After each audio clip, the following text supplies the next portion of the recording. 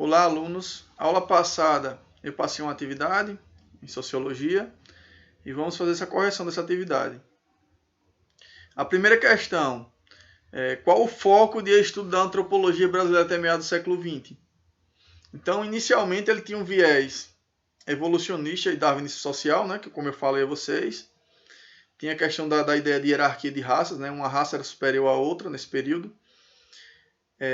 Esse período foi marcado porque não havia uma profissionalização da antropologia no Brasil, ou seja, os intelectuais que faziam estudos sobre antropologia no Brasil não eram formados na área, porque não existia universidades ligadas às ciências sociais.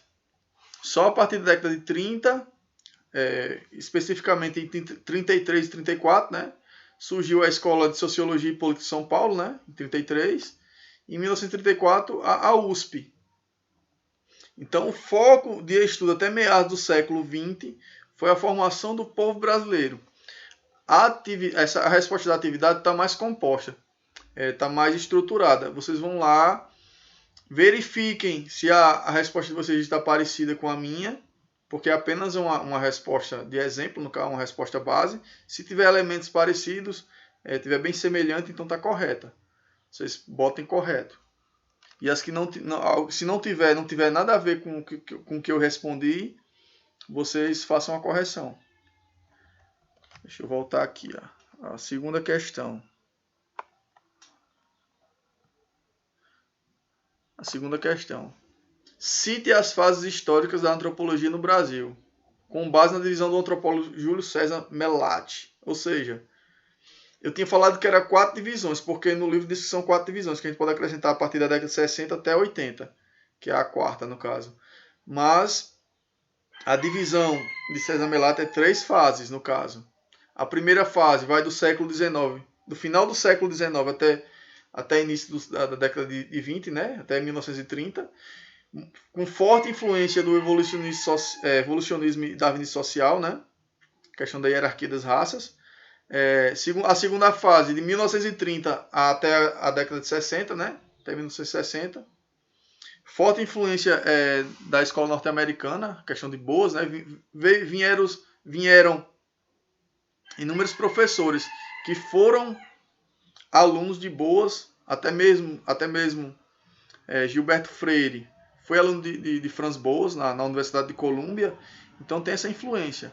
E a terceira fase, da década de 60 a 80, que já mudou um pouquinho mais o foco de estudo, voltou-se para o campesinato, o conceito de assalariados rurais, trabalhadores urbanos, migração do campo para a cidade, ou seja, o processo de urbanização. Né? A partir da década de 60, a questão da industrialização do país modificou o foco de abordagem de antropologia.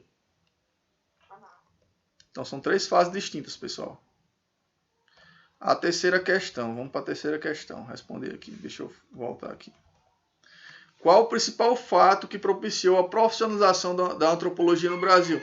Então, já expliquei também no outro vídeo.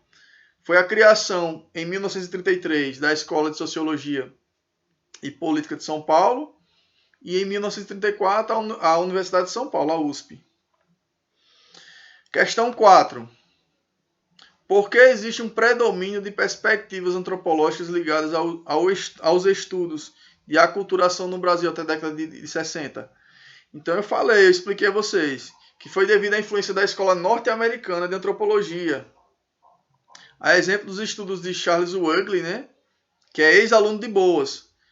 Esse estudo ele buscava, se preocupava em estudar as mudanças culturais e o processo de desenvolvimento do país, a questão da transição da ruralidade para a urbanidade, como eu expliquei a vocês. Se a questão tiver parecida, estiver falando sobre antropologia norte-americana, a influência, né, como é que aconteceu, a questão dos ex-alunos de Franz Boas que vieram para o Brasil, então vocês está correta. Outro ponto, que também teve influência também da escola estruturalista francesa, né? Questão do estruturalismo de Claude Lévi-Strauss. Até mesmo Claude Lévi-Strauss foi professor na USP, né?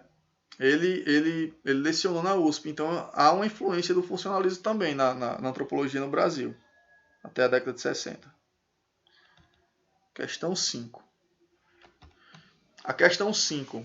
Qual a preocupação dos antropólogos brasileiros no início do século XX?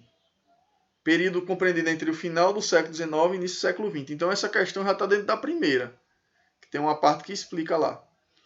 Como eu disse a vocês, a formação do povo brasileiro é a ideia da mestiçagem como algo prejudicial. Então tinha isso.